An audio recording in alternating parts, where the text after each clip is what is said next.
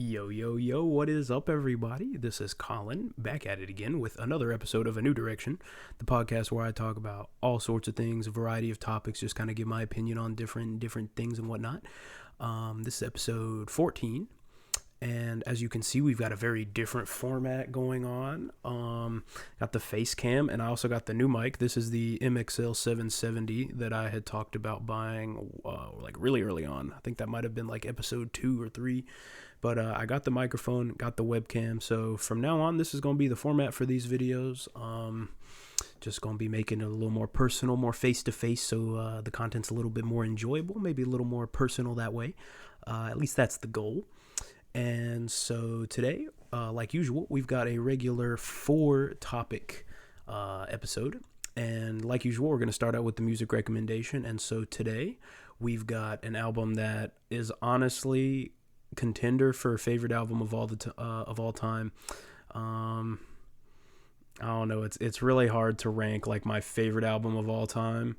It's a pretty close like tie between like 3 different albums, I would say. But this one is definitely up there, easily up there in contender for number 1.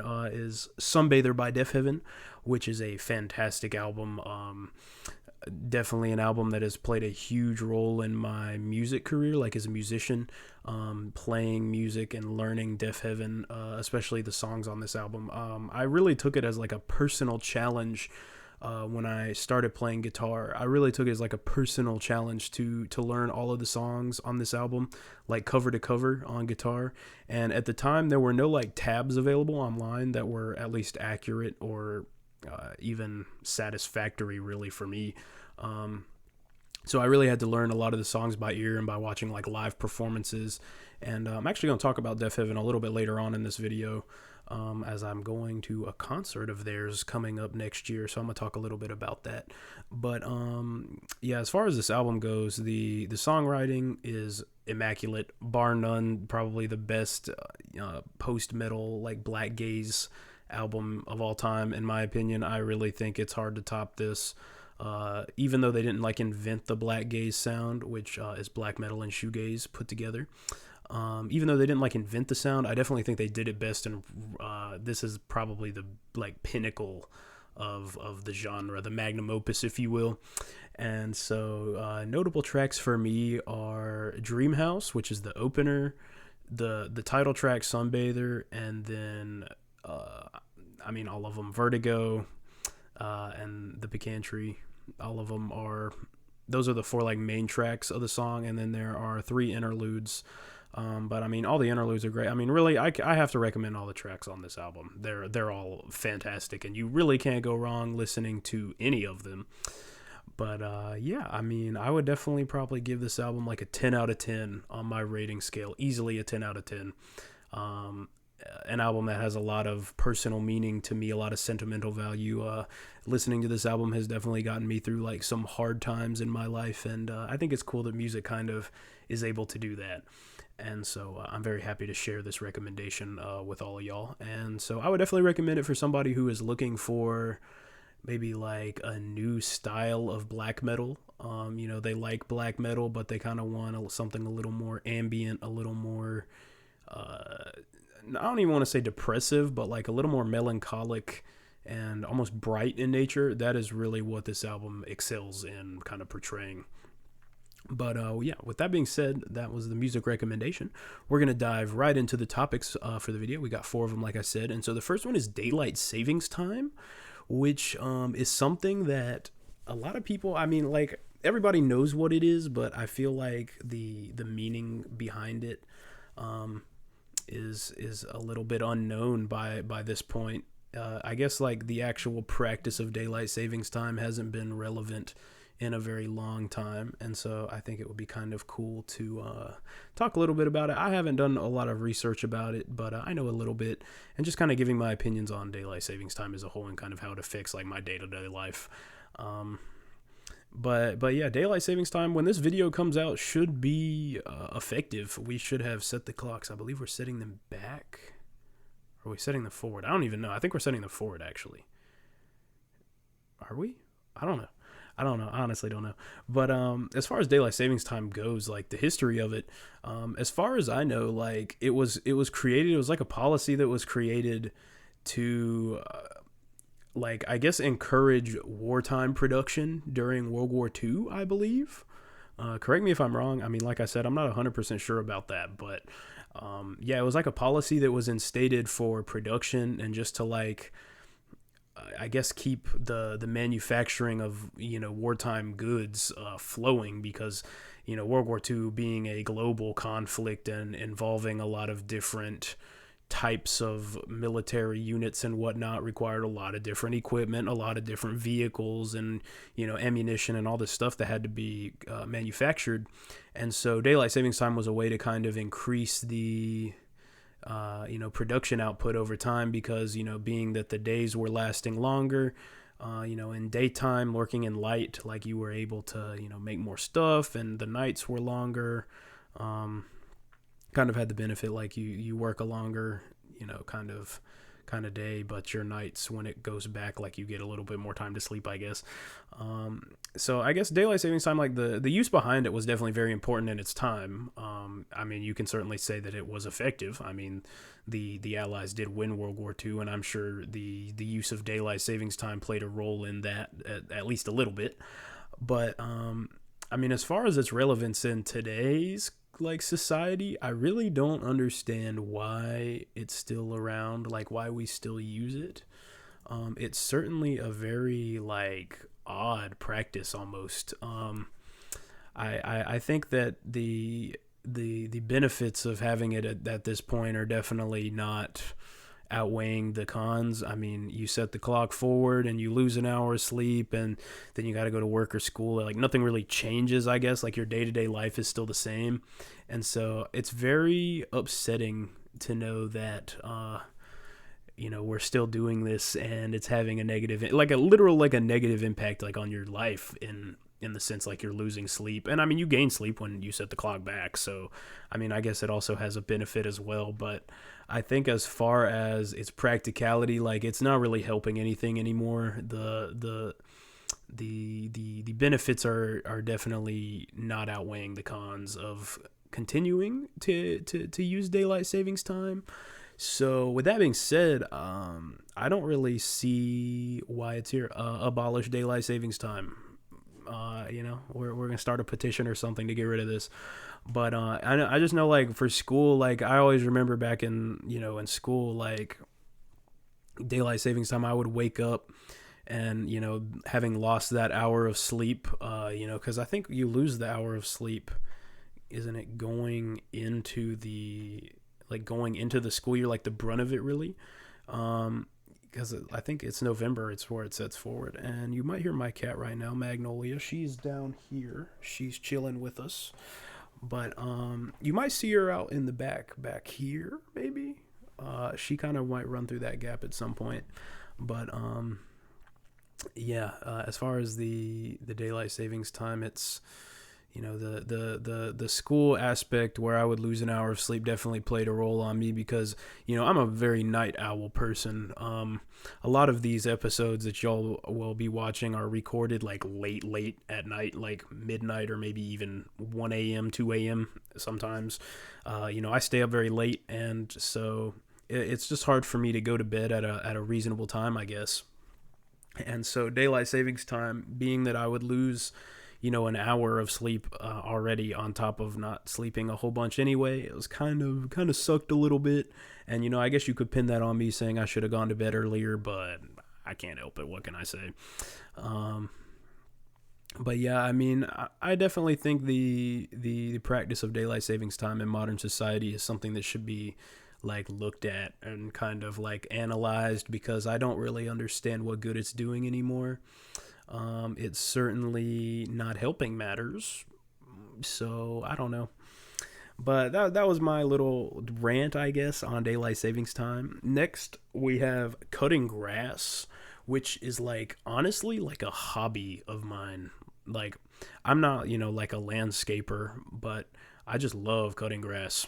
like there's something so satisfying about like getting the perfectly straight lines like down the grass, and like lining them all up perfectly, and it just looks so smooth and continuous the whole way through. Like there's just something like unparalleled in the satisfaction I get from having that experience. And so I want to talk a little bit about it because I've been cutting grass for like a long time. Let's see, we moved here about 8 years ago. I think it'll be 8 years next year. So I've been cutting grass here since then, and at the other place that we stayed, I cut the grass there for a few years leading up to us moving. So I've easily got a decade of grass cutting experience, I would say. Almost approaching a decade. I don't know. Yeah, I would say approaching a decade, maybe not quite. But I've been cutting grass for a long time, and it's just always been something very satisfying to me. I will say, however, the bees around here make cutting grass a bit of a terrifying task if you are fearful of bees, like I was when I was younger. I think I've talked about that a little bit, but I remember like having to, because at the other place we stayed, like you would push the mower. It wasn't like a riding mower. Like you would actually push it. It was self-propelled, but you had to push it.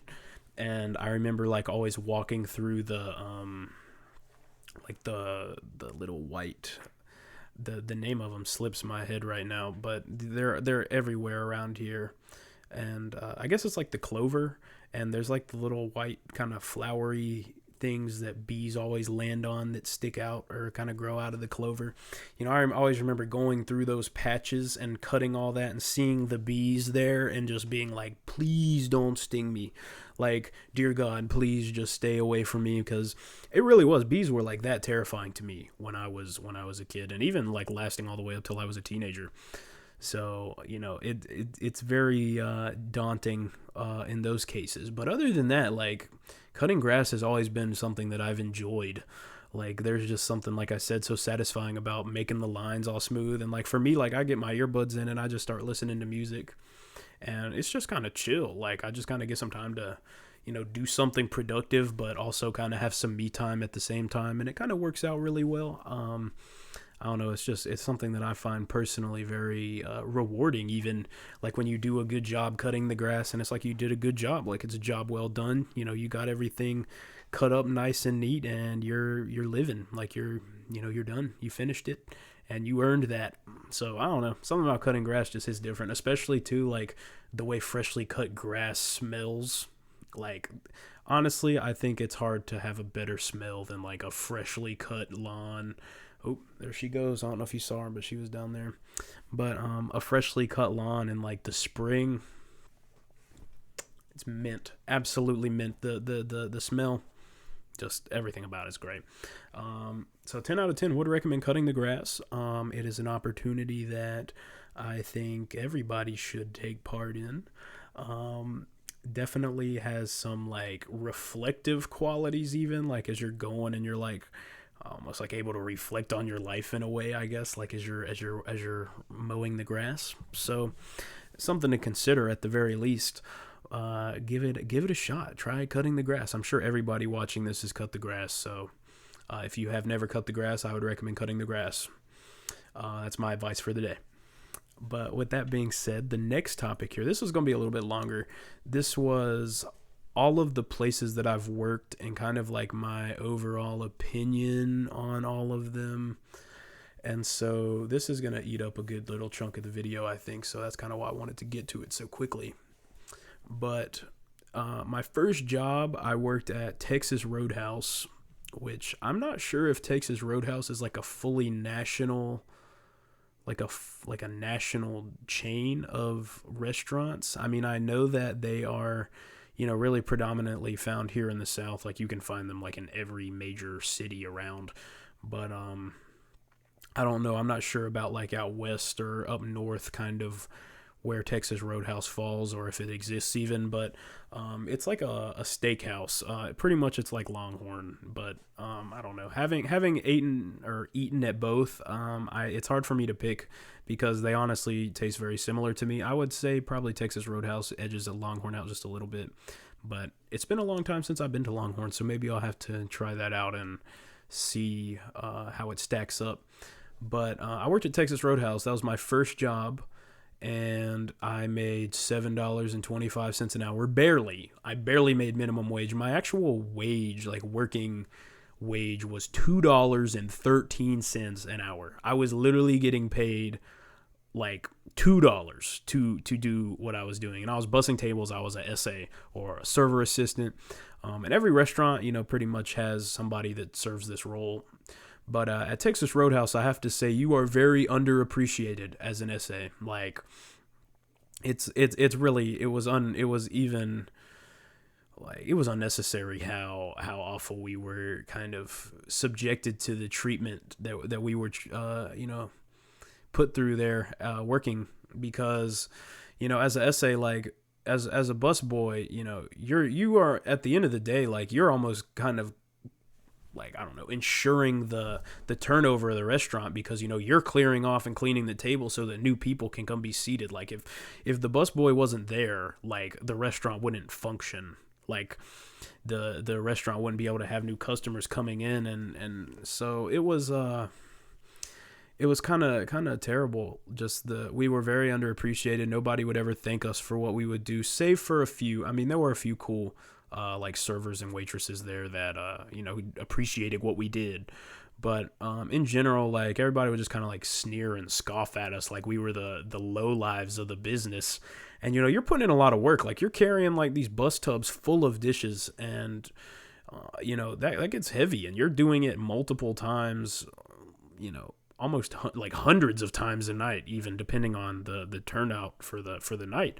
So you're doing some pretty hard, like, laborious work when it comes to like a restaurant. Like, you're not working the line, kind of standing in one spot or washing dishes, or you're out on the front lines, like, literally carrying the wastes of everybody else back so you can continue the flow of the restaurant. And so to be treated the way we were, definitely did not enjoy that. My managers were all not great. I mean, they tried their best, I guess, but in general, like, they were just very mediocre as far as ensuring that the work was evenly distributed, and that the workload didn't fall all on one person or a few people. It was pretty bad.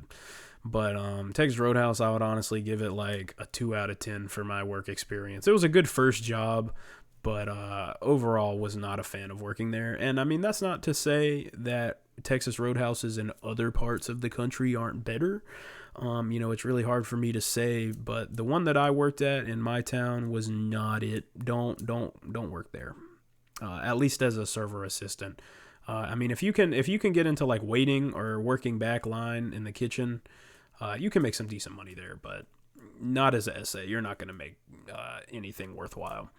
But following that, I went to a local ice cream shop. It's like a mom and pop owned like ice cream place that's been open in my town for like 30 years almost. And so I worked there almost 6 months. It was a lot better than Texas Roadhouse. I mean, it had its kind of, I kind of had my qualms with some of it. It was definitely I don't know. It was kind of a high school like environment, like, because everybody that worked there was fairly young. We were all pretty much teenagers, and so it was a lot of drama and gossip that kind of went along with that, and I never really took part in that. Me and one of my friends, actually Devin worked there with me, and so we kind of stayed out of that. But there was a lot of drama and stuff that would go around, a lot of trash talking, and just very immature sort of drama that would go on. But other than that, like, the actual work was very simple. And I mean, we closed at 10 o'clock. So, I mean, the latest I would get home would be like 10:30.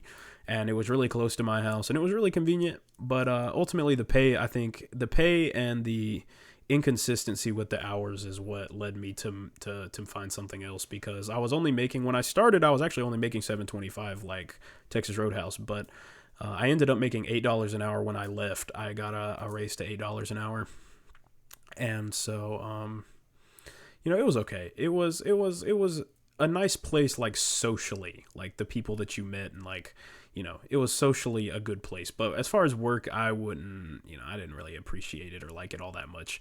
It was very, very simple. And simple is not always a bad thing, but in the case of the ice cream place, it's kind of bad because like it's so boring, like it's so mind numbing. You're just sitting there spinning ice cream and blending it, and it's just kind of, not really the move, I would say. But with that kind of, after about 6 months, I wanted to work something else, and I got a new job. I worked at Olive Garden, but I only worked at Olive Garden for like 2 weeks, and there's a story behind that. So when I went, I got hired as a dishwasher, and I was attracted to the job because the pay was, it was like $14 an hour, which, coming from my $8 an hour at the ice cream place, it was like, a substantial increase, almost double. So I was very excited to get that job. And so I went in and I started working. I got the job right off the first interview. I made a good impression, I guess. And so they brought me on board, and the dishwashers at Olive Garden are low-key treated like shit. Like, almost like Texas Roadhouse, where you're so underappreciated because the workload for you, they have no consideration for like your life. Like I was working 10 and 11 hour shifts at Olive Garden, where I would come in, and then the next day, like I literally, I had a back-to-back 10 and 11 hour day or days. I worked, I think it was like 10 hours on Friday and then 11 hours on Saturday. And the reason for that is we would close at 11 o'clock, and then we wouldn't get to leave as dishwashers until like 2 a.m. because we were, we had to finish all these dishes that would come slam packed from, the dining room. You had the kitchen, like the back line. And I mean, there were dishes just everywhere, and they were just endless. Like they never ended. They were pulling dishes out of places like I don't even know where they kept all of this stuff. Like just going in there, you would never know or have any sort of idea that they had this many dishes in Olive Garden. It was crazy. But what ultimately ended up happening there with that, I had to leave because I ended up getting a 2nd-degree burn on my thumb. I might have pictures. If I do, I'll put them up. But I got like a 2nd-degree. It was actually on this side. It was like on the tip of my thumb, and it bulged up, like bubbled up really big on the tip of my finger. I got like a really bad burn, and they didn't really do anything about it. Like I brought it up to the management, and like I called the store when it happened, and I told them, I was like, I'm not gonna be able to work. Like, I went and gotten it checked out at my doctor, and my doctor was like straight up was like, you need to find another job. Like, cause they didn't provide like gloves. They didn't provide like hot gloves or anything for me to use that would have prevented it from happening. It was just like you're handling these 180-degree dishes that are going through this machine like bare hands. Like you just would put as many, like it would give you like the latex style gloves. You just put as many layers of them on as you could, and it would still burn. Like there was nothing to fix that burn. And so they were very kind of dodgy with it. Like that, nobody reached out back to me for a long time, and I had reached out to my boss, like my manager, the day everything happened, and I explained to them the situation, and nobody ever responded to me. And it wasn't until I sent them a message telling them that I no longer was going to work for them that they finally reached back out to me. And by then it was too late. I wasn't going to commit with that. So following that, I took like a break. I think I didn't really work for like a month. And then following that, I started working at Firehouse. So that's where I am today. Firehouse, I started making $9.25 was my starting pay, and now I make $12.25. So I've gotten like 30 some odd % raise above starting pay, which is fantastic, and I'm definitely very grateful for that. But my ratings, I kind of forgot to rate them as I was going. For Texas Roadhouse was a 2. PW's, which was the ice cream place, I don't know, I'd say like a 7, 6.5 or 7. It was solid. Olive Garden was like a 1. With the way they handled everything, that kind of killed me. I haven't been back to Olive Garden, or at least the one in my town, since then. But yeah, Olive Garden was like a 1. And then Firehouse has kind of varied over time, but if I were to rate it just like right now in my current experience with it, I would say probably like a 6.5. Firehouse has definitely been the easiest job out of all of them, like even easier than the ice cream place, but it's not easy in a bad way because the business is so steady that like the work gets done, the work kind of, everybody does their own thing, and it just is very smooth all the way through. And so the time will pass, and it's a good kind of easy. But I definitely have some qualms and issues with, certain aspects of it. But that's neither here nor there. Everybody kind of has that with the job. But yeah, that's kind of been my job history. But with that being said, the last topic of the video is, like I mentioned at the beginning, was I'm going to see Deafheaven live in concert on March 3rd up in Carborough, North Carolina. It's like 2.5+ hours away from where I live, so it's going to be a little commute. But I think Devin and his girlfriend are going to come as well, and then my brother's going, so that'll be 4 of us total. And then if anybody else decides to go as well, that'll be dope to have some more people go. But I'm really excited to see it. They're touring for like the release of Infinite Granite, which is their most recent album, and it's like a huge departure from the black gaze kind of post metal sound that is found on Sunbather, which is the one I featured at the beginning. Infinite Granite is definitely much more like shoegazy, just like straight post rock shoegazy kind of music. So there's not a lot of metal in it, but they definitely still have some of the harder drums and the screaming and everything that they do on a few of the tracks. So they kind of still have a little bit of it there to please the older fans. But I really like the new direction. I haven't really listened to Infinite Granite like in depth yet. I'm kind of almost waiting for the concert, I think, so I can kind of have my first sort of reaction to it. I've heard a few of the songs, but I'm excited to see it played live for sure. And I've seen Deafheaven live like 3 times now already. I saw them in Asheville twice, and then once in Maryland. Me and my whole family actually drove like 6 or 7 hours to Maryland to see Deafheaven live. It was awesome. It was a tour that they were doing with Baroness, and it was a fantastic show. Absolutely incredible. Both Baroness and Deafheaven killed it. Deafheaven is a fantastic live band, so if anybody's never seen them before, I would highly recommend checking them out. They are very good at what they do. They have a crazy energy at their performances that is just, you feel it in the air. It's great. But yeah, I mean, with that being said, that kind of ties up everything for this video. I hope y'all enjoyed the new format with the face cam. Oh my god, I bumped the mic. I'm so sorry. But the mic, the face cam, definitely going to be the consistent going forward. And also, I apologize for the stuff in the background. I'm currently in the process of like remodeling my room, and I'm just kind of waiting to get all my furniture and everything before I put everything together. So eventually this will look all nice, and there'll be like some stuff back over on this wall and back there. So we'll see. But with that being said, I hope y'all are having a good day, good night. I hope this video finds you all in a positive state of mind, a positive mindset. And I hope you enjoyed the video today as well and the format. I would definitely like to hear some feedback kind of about what the face cam and the mic and the quality. Everything should be a little bit, like a step up from what it was. And I'm excited to do this, face cam style video going forward. But with that being said, I hope you are all having a great rest of your day, evening, night, wherever it may be. And stay chill. And I hope y'all are doing well. It's kind of funny, like, ending it off now that I'm, like, talking face to face. But, yeah, I hope you enjoyed the video, and I will see y'all next time.